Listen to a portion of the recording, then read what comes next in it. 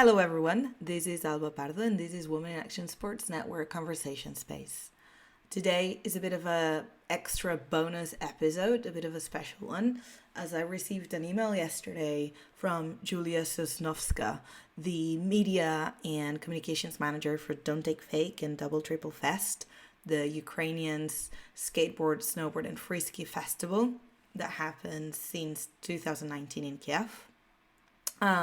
Where she was sharing this initiative that they created together with the Don't Take Fake agency and the Hollywood snowboard manufacturer, where they have taken 10 snowboards from this Ukrainian snowboard brand Hollywood and reached out to 10 different Ukrainian artists to create a piece, to create a design.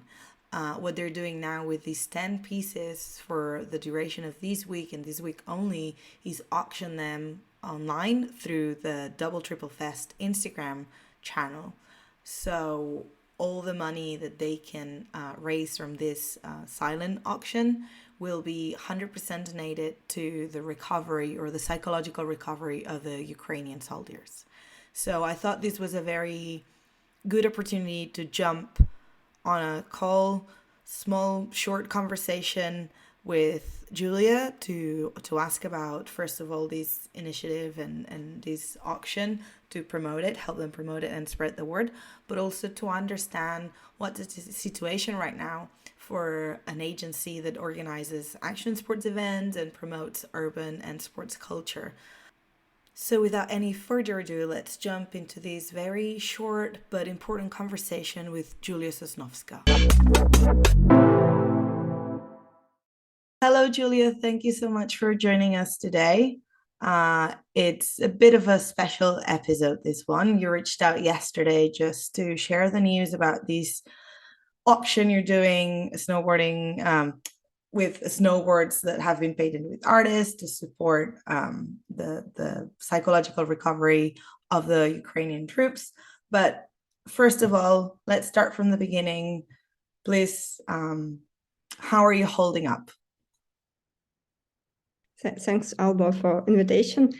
As for things what I am doing in the regular time, so before February 24, which was the start of full-scale war in Ukraine, I was and I continue to be a part of Don't Take Fake team. It's a street culture community in Ukraine, like street and modern culture. And we connect different directions, like own events, like brand show, Don't Take Fake, or DTF conference, which is a conference about brands and creativity. And we have our own media, DTF magazine, which covers like culture topics, some sport too. And now it's our voice for international like community. And our third direction is sport events, and it's a double triple series, which contain a summer event, which is for skateboarding and BMX, and winter one, which was the first in this series. It's for snowboarding and free ski. And we started double triple in 2019. So we had 3 events, and for three events, so we understood that we are now like on the global scene of such kind of competitions, because it's not like regular contest in some ski resort. It's a contest which is taking place in city center. It's like couple minutes walks from the main square in Kiev, and we are building the snow spot for it. And for several years, we have to bring snow from Western Ukraine by some trucks, because it was too warm in Kiev, and we couldn't make it with some snow from, forgot this word, some fake snow. So it was real snow from mountains. And for last event in 2021, we gathered like 112 riders from 21 countries, and it was like a biggest event for us, and we were planning to continue it. So it's suggested to be next week if we were in regular situation, but because of war, we just can't make such events here. But hope we'll continue.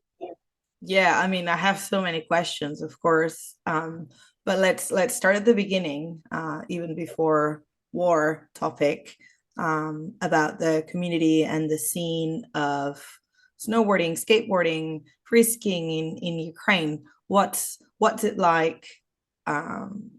What's the community like, and what is it like to work in an agency and in a company that organizes and brings this kind of event and promotes this culture? So for community in Ukraine, it's a little bit more bigger for summer sport because it's easier. You can just ride street and be a skateboarder. But we don't have many skate parks in Ukraine. I think it's like one or two for like some kind of professional training, but even them are not like Olympic style, something like this. So mostly riders training just on the streets or going somewhere, probably to Barcelona or some Portugal cities just for winter to train and so on. And as for winter sports, it's really small community if we are talking about some professional riders. For example, in women's snowboarding, we had just one participant. She is in regular life, she's a doctor, she's a cardiologist, but she is a great fan of snowboarding, and she was competing with some girls like Rashida Olan from Holland and with Sylvia Mettermiller from Germany. And for us, it was like important moment to connect all these riders from different countries here in Ukraine and make like a special spot for them, so they will be in equal conditions, for example, for competitions. But anyway, snowboarding is and skiing is popular here because we have Carpathian Mountains and we have Bukovel there. It's like a ski resort, and like many people are just going to relax there, riding there. But it's not about sport; it's just for fun. As for me, I'm not a rider of anything of we are doing, but I'm a great fan and love to like absorb it more. I mean, as you describe it, you're kind of creating this community, building it up, connecting people, connecting riders, connecting to the scene, and driving money to fund these events and these happenings. So, like from personal experience, I know what it is to kind of build these communities and have something, find something that there's there and nurture it and look after it and make it grow. So how has that process been? Because I believe that from the Don't Take Fake agency and all these initiatives, that's kind of what you do. It's kind of nurture this community and grow it. And how has it been received to create an international event all of a sudden from the local community? We just discussed yesterday with my teammates that we are making many projects which are like there is no need to make them, but we don't make them. So we are making just because we love to make this, and we believe that when we are starting to do it, it comes to be more popular, and it will be more popular due to our events and due to our other teams who will make something connected to it. So when the idea of first winter double triple came, it was really experiment because we didn't understand if it will be loved by people. We understood that like people love something spectacular. They would love to watch some tricks in the city center because like most of people here didn't see it before competition because they're not winter sport lovers. But when we started and when just for many years it rise, we understand that more and more people are interested. probably they will not try themselves, but they're interested to watch our event and probably to follow some riders from Ukraine through who are training.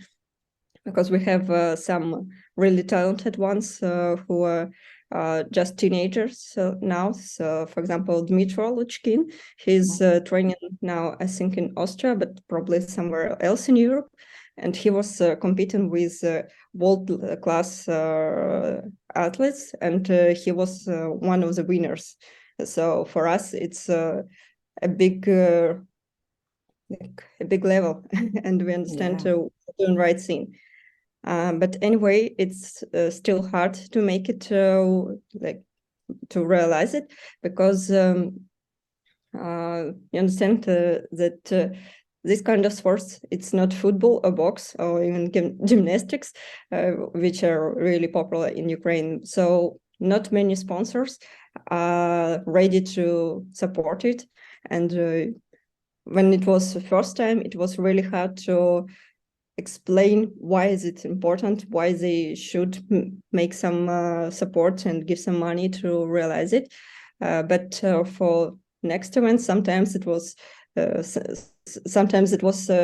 even a battle between some sponsors who will be our sponsor. But anyway, it's just one thing. But anyway, it's really hard sometimes to persuade that you need to support it. And it's not just fun, it's development of sport, and it's really important in Ukraine for any time. I mean, the proof of it is that the Double Triple Fest has put the scene of skateboarding and snowboarding and free skiing of Ukraine in the map in just 3 years. So even all the struggle with the sponsors, well done. It's been a great job. Everybody that I know of that has been to the event has been coming back like super happy, super hyped, and really wanting to go back. So which brings us to the present day, which you said it would be this weekend if the war wasn't happening. What's the situation like? Like, you are working for an agency. I mean, I understand that where you are in Kiev, it's relatively safe, but safe in a lot of course, remarks. But how's the everyday life? I mean, of course, the events can't happen, but how are you holding up as a person and as a company? As a company, for us, it was really hard during first months because we just didn't understand and realize what is happening, what we need to do. But in March, when just a few weeks of the war was in continuous, we have organized the performance and shooting for GR, who is a French artist. We organized just assist him on organizing a cover shooting for Time magazine in Lviv. And we understood that even we can do some commercial project now, we can make something which is more about art, about social issues, something about charity. So during this time, it's more than 9 months, we created some projects which connected to art, and we are going to present next year a big art project here in Ukraine. And for sport, we are not organizing double triple because it's something like big international event with many people participating, and we can make them not safe here. But we understand that we can make some additional projects like the charity auction you mentioned. It's a collaboration with Ukrainian producer of snowboards, Hollywood boards. They are based in Dnipro, I think, and they just proposed us to join them with this project when Ukrainian artists and illustrators make some artworks.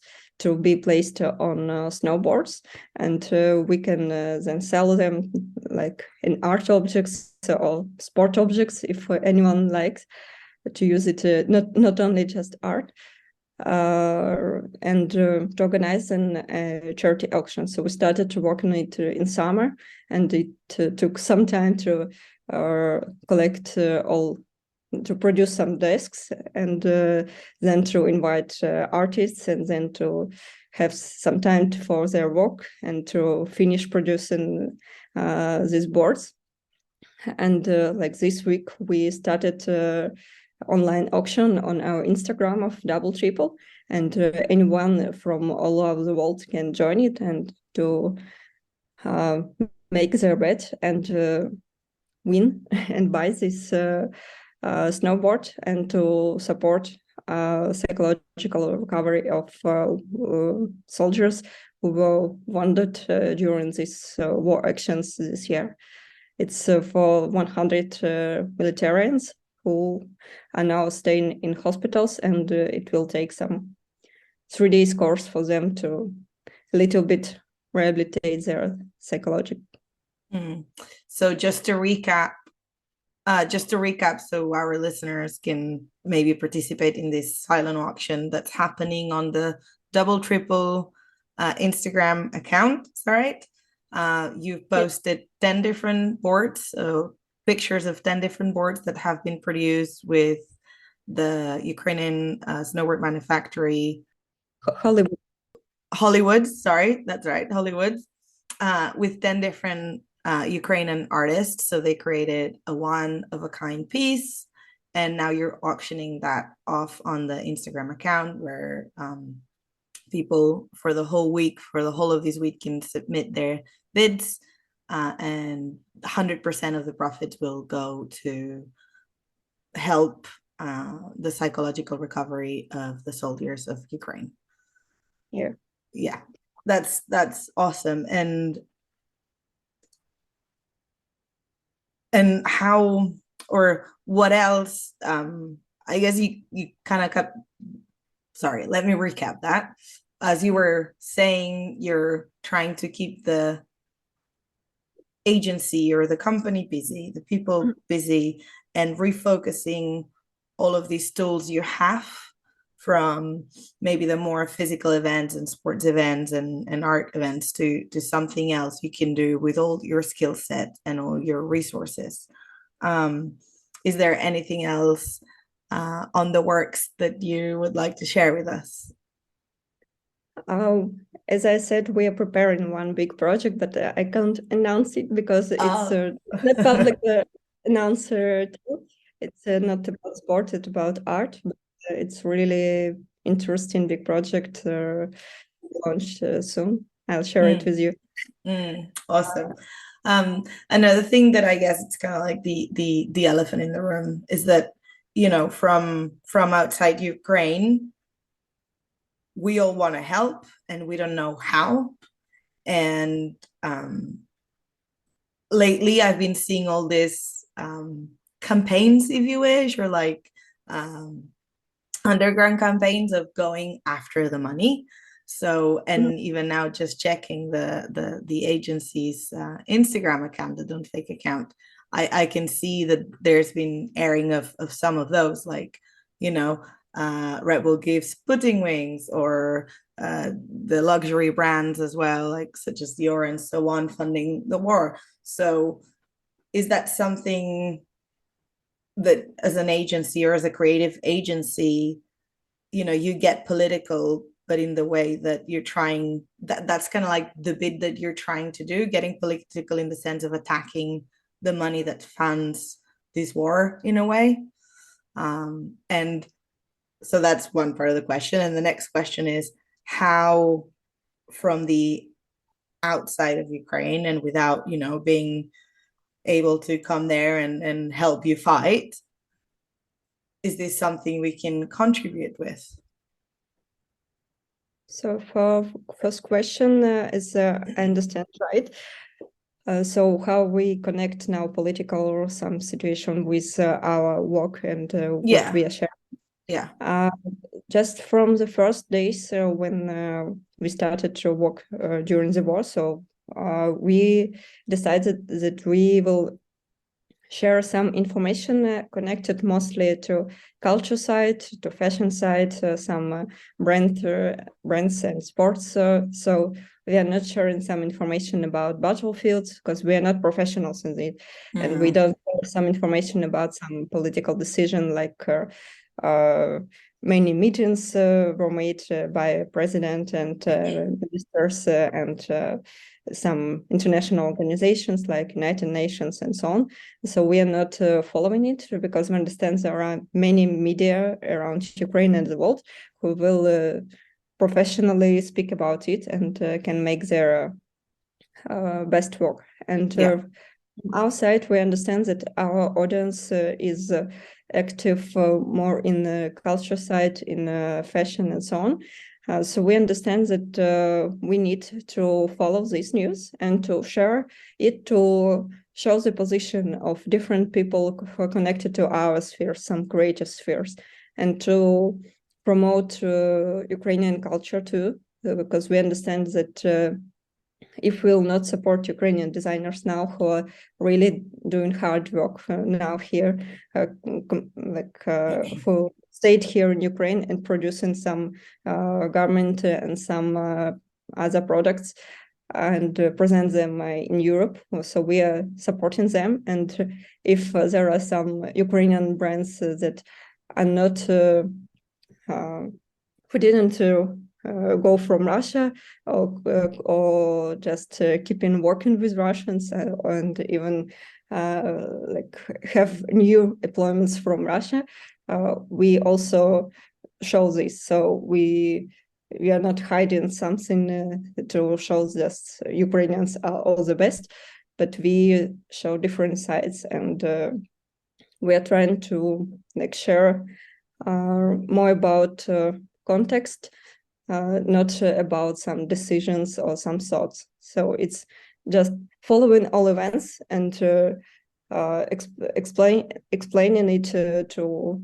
foreigners in English, because we made our Instagram page, for example, double language now. So it was just Russian and Ukrainian before. Now we don't have any Russian language on our media, but we have Ukrainian and English both for some important news, some big features on media, and for all Instagram content. So it's like our way to spread the information about the situation.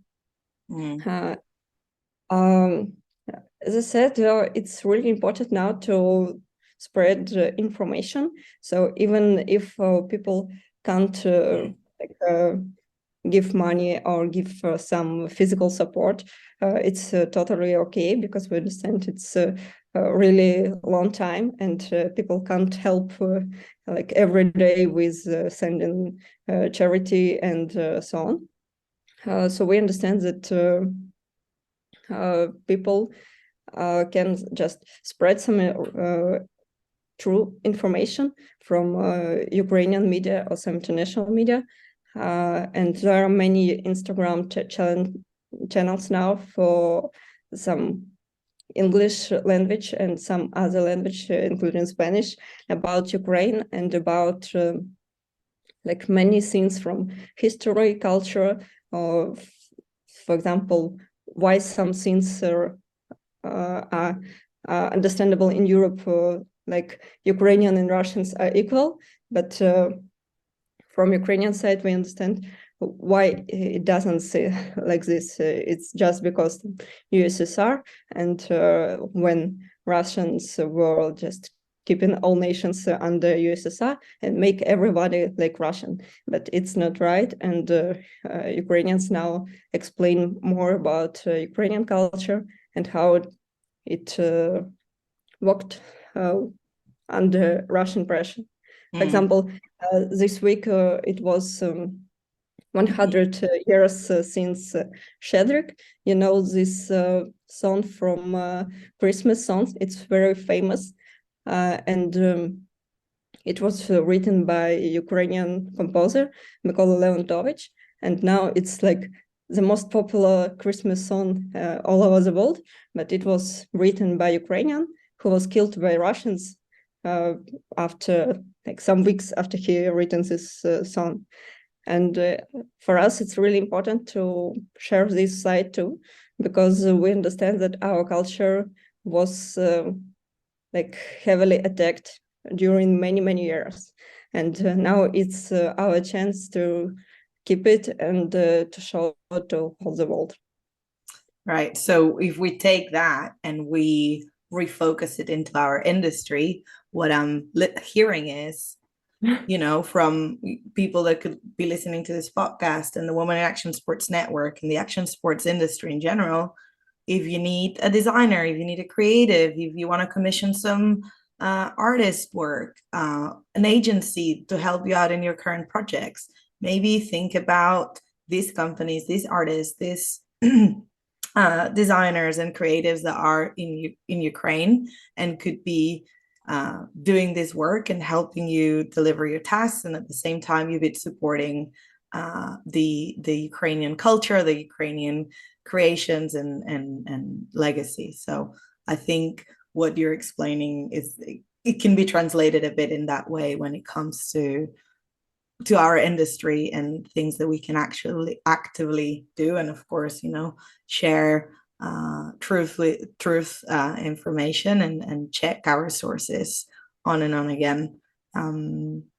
One thing I like to always remind myself first and then everyone else is that we don't know everything, and when you don't know something, it is okay to ask and to keep asking questions we don't know about. And that's why I think it's so important that you were so open today to jump on this call and answer my questions, the things I don't know about, and share as well everything you guys are doing to keep promoting the culture, but also to keep going and surviving in these very adverse circumstances. So thank you so much for answering and explaining so much for me and for all of us.